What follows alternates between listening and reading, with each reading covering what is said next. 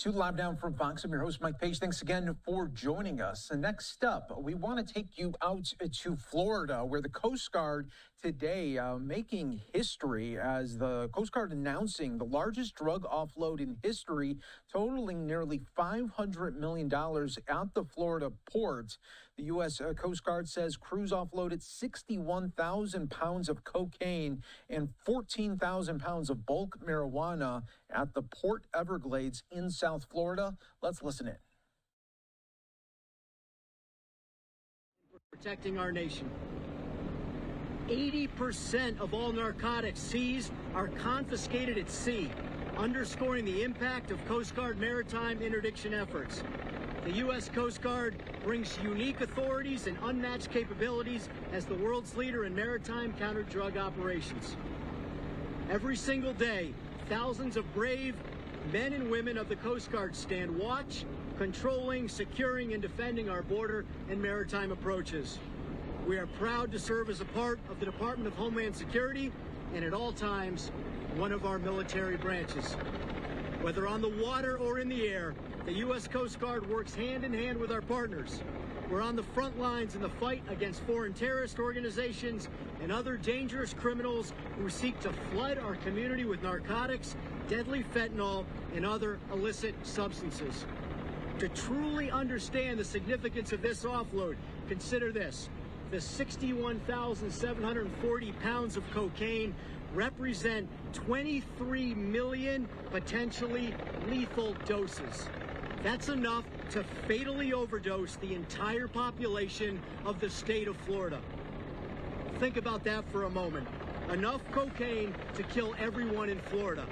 That's the immense scale of the threat we face. Maritime interdiction is, without a doubt, the most effective way to stop these deadly drugs before they reach our communities, before they destroy lives and tear our families apart.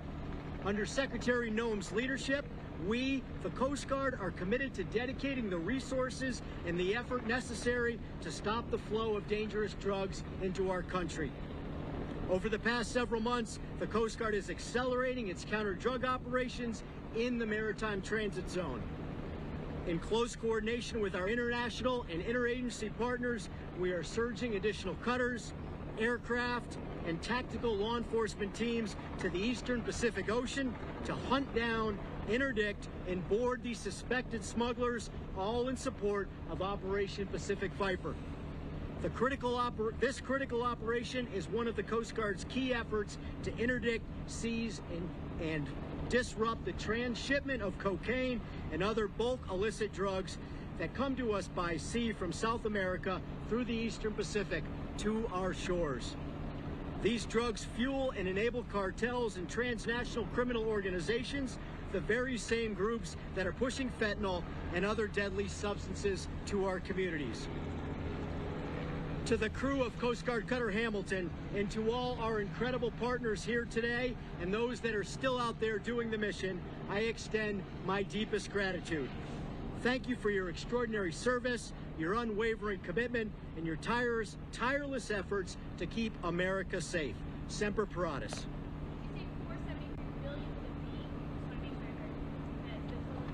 Million. $1 million. I'm sorry, with an M. Yes, ma'am. You're welcome. Good morning. My name's Admiral Chase Sargent. I'm the Deputy Director for JIADF South, which is charged with all of the detection and monitoring of drugs both on the water and in the maritime airspace. And our connection to Coast Guard is obviously we build the picture and pass the ships and the prosecution off to the Coast Guard, who then gets after the drugs, interdicts it, and brings it home. Brings it home for expert burning and disposal.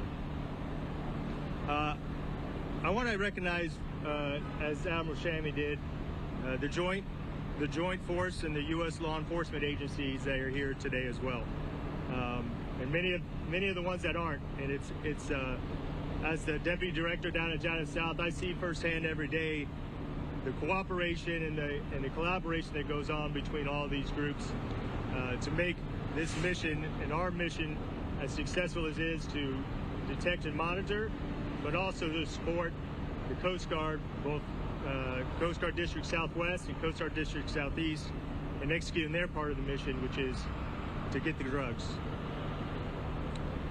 And a whole government collaboration that makes detection monitoring so effective. But we're not here to recognize those agencies as much as we are the incredible work you see here in front of you on the collection of 27 plus, and I'm going to say metric tons because we track it in metric tons, but I did the math, it's the same as the pounds. 27 plus metric tons of cocaine and 15.9 thousand pounds of marijuana. And in addition to that, as the Admiral mentioned, set a new Coast Guard record for the largest offload, single offload by a U.S. Coast Guard vessel. Led by Hamilton during the 2 months that they are out at sea, so 2 months only. They were assisted by the other ships, as he mentioned before, the Hamilton, Diligence, the Vigilant, the USS Cole, USS Minneapolis St. Paul, and the frigate Friesland from the Dutch. It was a glorious grouping of ships at a single time, and to bring together the large offload that you see here today. But I think if you want to see, in general, what's keeping America safe from drugs,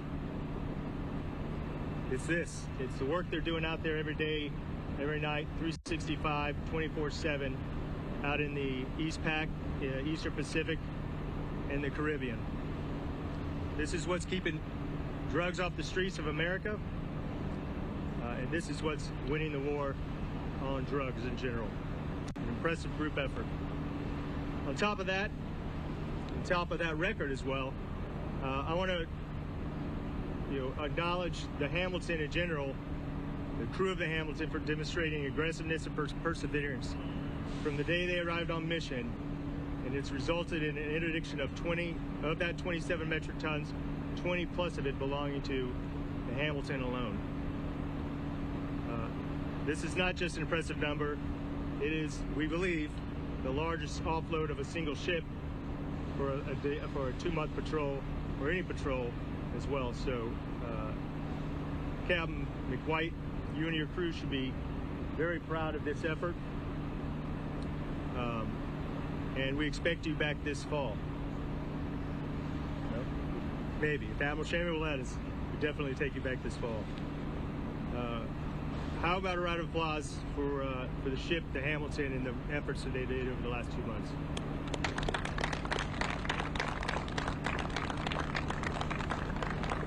Lastly, I want to thank Hamilton for what I know has not been an easy lift in the last couple of days to be ready for this event. So I want to say bravo Zulu to the crew and the captain for putting on, being ready for this type of offload event, which goes with a lot of man hours, a lot of heavy lift to get things where they need to be and make sure the ship looks as great as it does today.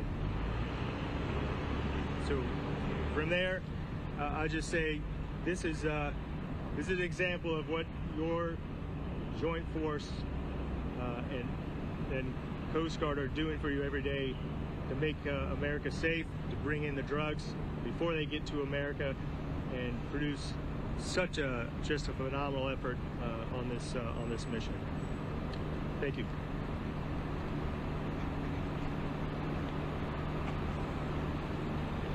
Good morning, ladies and gentlemen. My name is Greg Kehoe. I'm the U.S. Attorney for the Middle District of Florida, part of the Department of Justice, of course. I'm with here with other elements from DEA and FBI, part of the Department of Justice, and other law enforcement elements and Department of Homeland Security, including others. This element is in the Middle District of Florida, is called Panama Express, and they are investigating these matters. And Panama Express, so you know, is the most successful counter-drug operation in the nation's history for over 25 years. The U.S. Attorney's Office, FBI, DEA, Coast Guard Investigative Services, and the Department of Homeland Security have done the following: contributed to the arrest of almost 4,000 drug traffickers, including 400 leaders in these organizations. denied over $45 billion in revenue, and seized over 1.3 million kilograms of cocaine. Each of these interdictions impacts foreign terrorist organizations, the worst of the worst, where it hurts them the most, their wallets. Foreign terrorist organizations are the focus of the Department of Justice and the President in his Operation Take Back America, and they are responsible for the drug trafficking you see before you. Many of the interdicted vessels we are talking about left Venezuela. It is a haven for Tren de Agua and Cartel de Solis, organized crime gangs in Venezuela. These are foreign terrorist organizations responsible for bringing drugs and violence to the United States, and they are a threat to our national security on a daily basis. There is no place that drug traffickers can hide from the United States Coast Guard and its partners, and we are all partners in this. If you are on the high seas and the water smuggling drugs, we, the Coast Guard, and our partners will find you and stop the federal agents and prosecutors doing what you're doing. You will then be sent to the Middle District of Florida and elsewhere for prosecution, and the evidence that they seize will be used in those cases. You will be brought to justice by the United States as appropriate, but keep in mind that this investigation, these matters will continue, these interdictions would continue, and the frontline operations on the high seas will continue, such that nobody is going to be able to hide. Thank you very much for your time.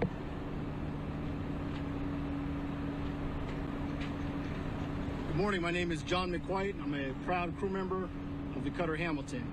Thank you for joining us today as we honor the dedicated crew of Cutter Hamilton after an exceptional deployment.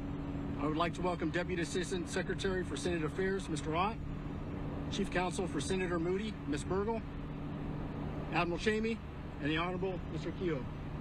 Thank you all, distinguished guests, for joining us here today as we celebrate the accomplishments of Cutter Hamilton. The U.S. Coast Guard is unique in that it is our specialized abilities, LE authorities, and international partnerships that enable us to detect and interdict traffickers hundreds of miles out at sea to stop the flow of illegal narcotics from reaching the approaches to the United States. Additionally, Hamilton's recent mission execution is backed by Force Design 2028, which is already positively impacting operations, specifically with new streamlined practices, eliminated redundancies, and empowered decision-making at all levels appropriate for success. With full support from Secretary Noem, Mr. Sean Planke, and our Commandant, we now have an increased capability to accomplish our mission at sea and to do so efficiently and effectively.